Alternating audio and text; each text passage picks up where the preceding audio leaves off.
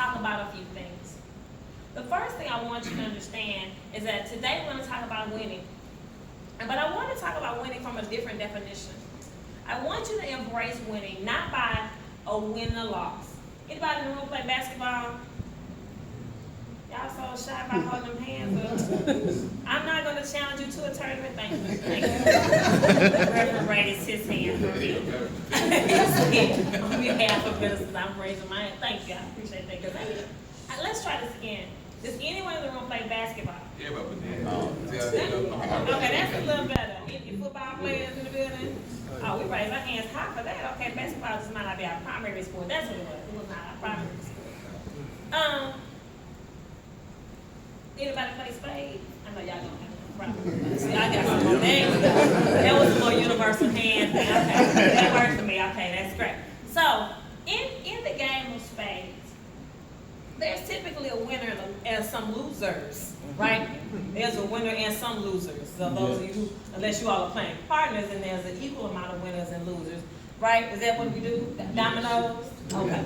So there's one winner sometimes and two or three losers and such.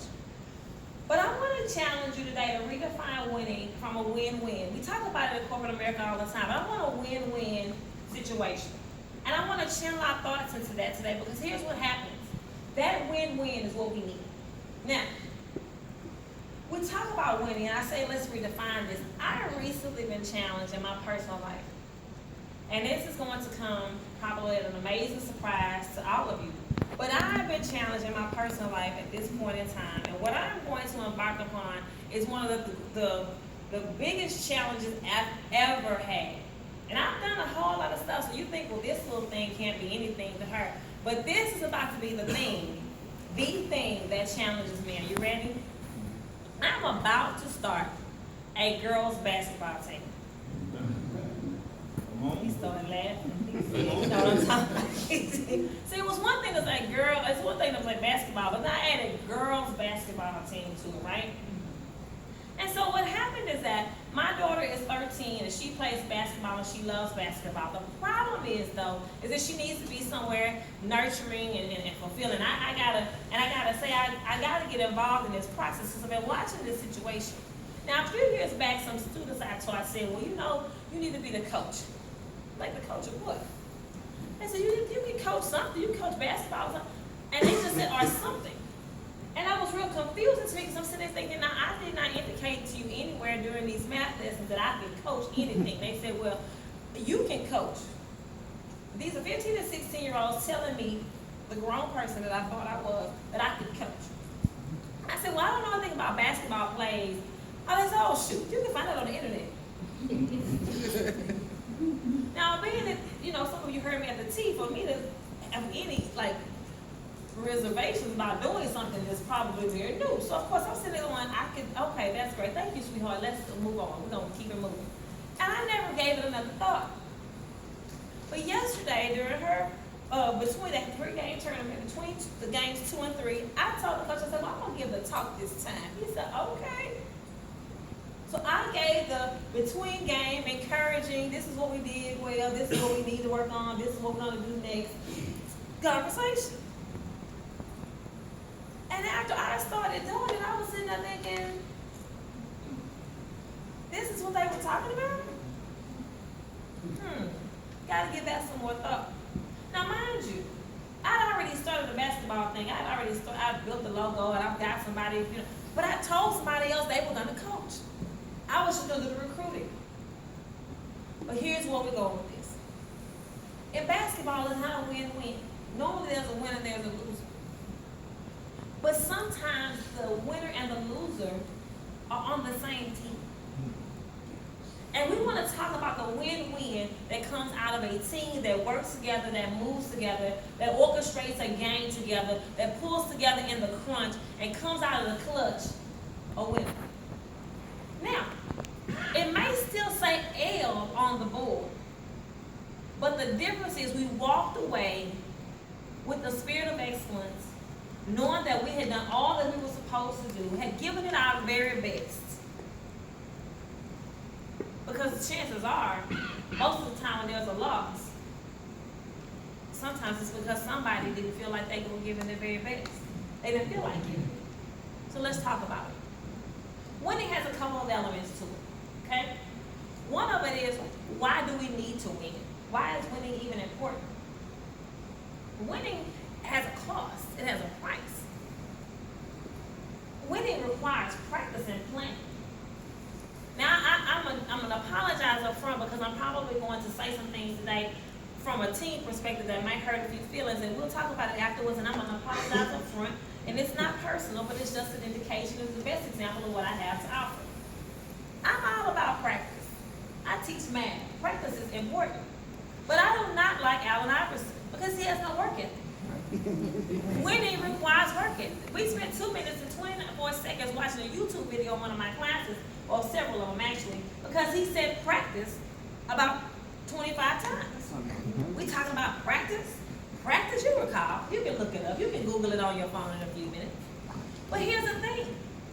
Winning requires practice. It is not something you just walk up and do. I'm going to just win today, thank you. Even if you do that, what we don't see is the prior preparation. There's some preparation somewhere, somehow, at some particular point. So in reference to these little girls, the current coach wants them to do things they've never done before. They don't have that innate instinct.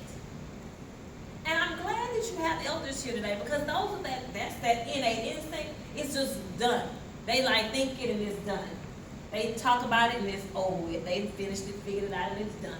But the rest of us have a little bit of struggle, would you agree? So that's the piece that we bring to it.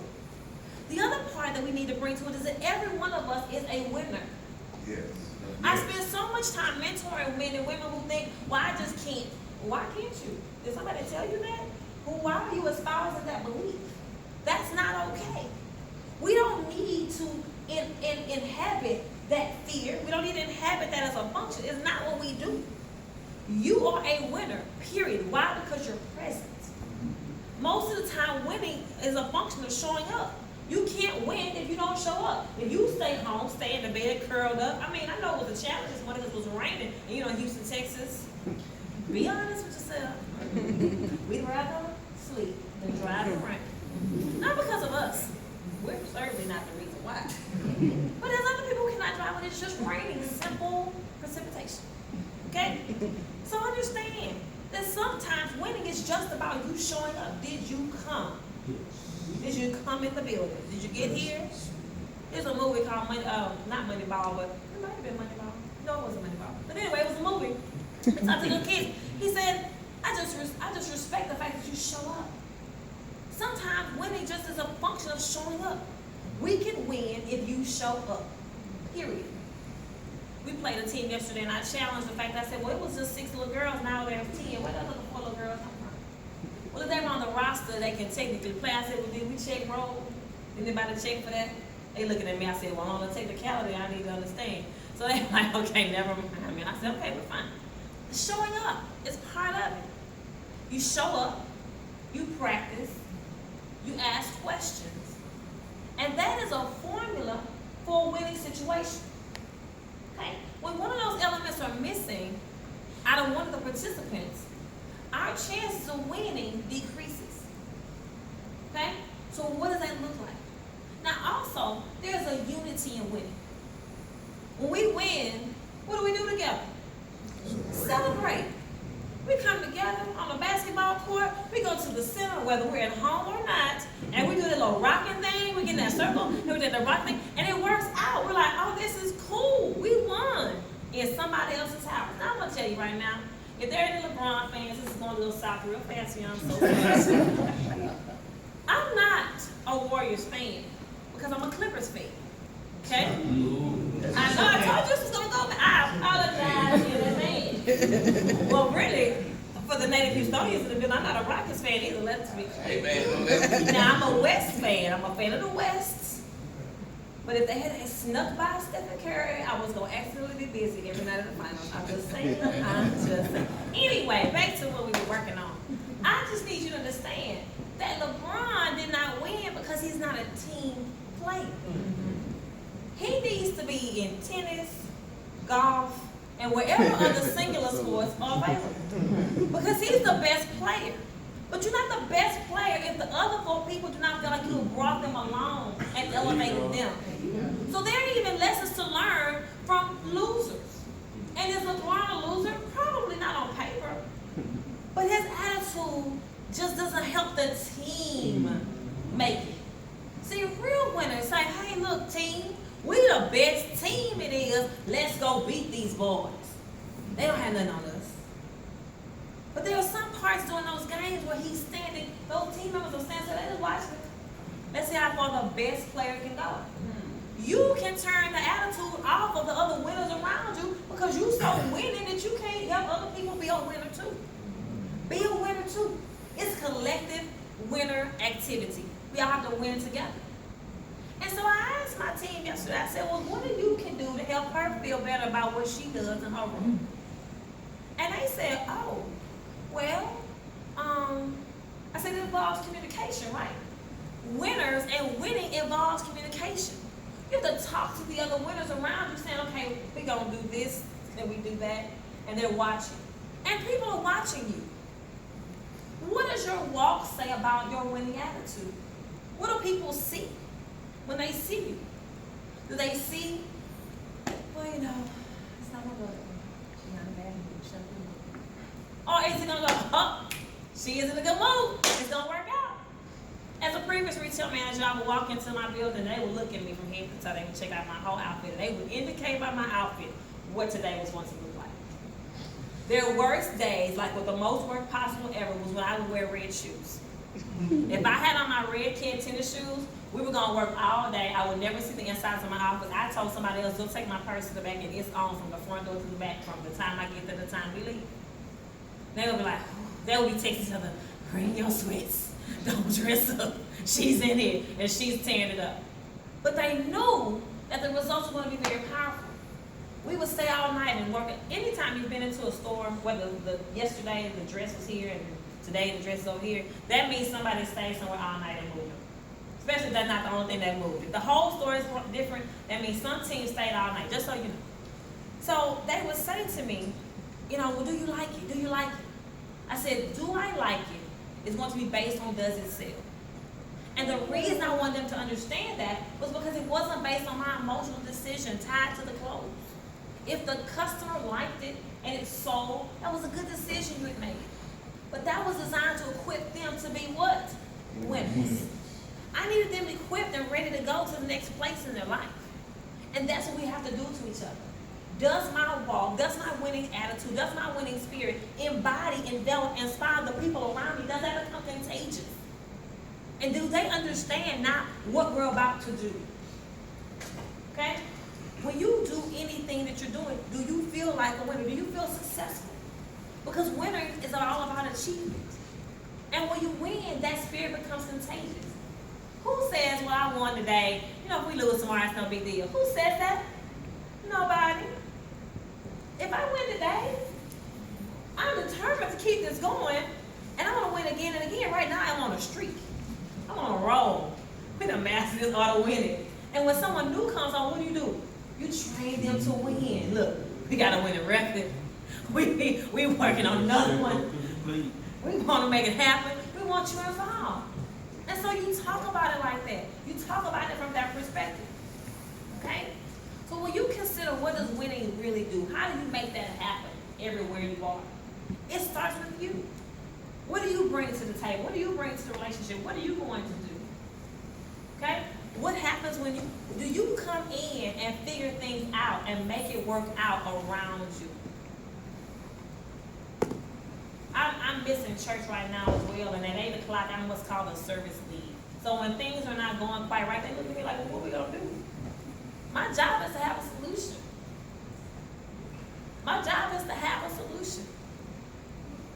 There's no time to complain. There's no time to be upset. There's a solution. Go, get, find, figure it out. Make it happen. And with a smile. My church mother said to me, she says, when you start walking, people get concerned. I said, thank you for telling me that. She says, you can't walk. You got to text. You got to send messages. And we'll make it happen for you. But don't move. When you walked up that aisle, people went into a panic. That was not what I wanted.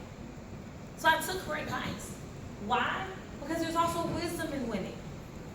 There's wisdom in the experience of others. You've got to look at that wisdom and say, okay, what do you bring to the table? Everyone brings something to the table. Every time. And if you ever want to know why you're on the team with someone, you can use this anywhere. You want to know why your boss put you with this person, next partnership and group, go ask them, hey, why you put me with her? And there should be some type of answer. There should be some indication as to why you were put with this person. You're to learn something and you're to teach something everywhere you are. Now, I challenge people that I work with all the time, and my particularly when I'm volunteering in church. Individually in this room, you all own businesses and run businesses. Y'all make millions of dollars and hundreds of thousands of dollars for other people. Do you drop that talent base at that door when you walk in here? Amen. Do you do that? When you get in this room with everybody amongst you, do you forget what you do over there for the other people? That's what you're not supposed to do. You're supposed to bring all those talents and put them on the table, and we're just gonna have just a whole table pile of talents, and then I can just pick through your talents and say,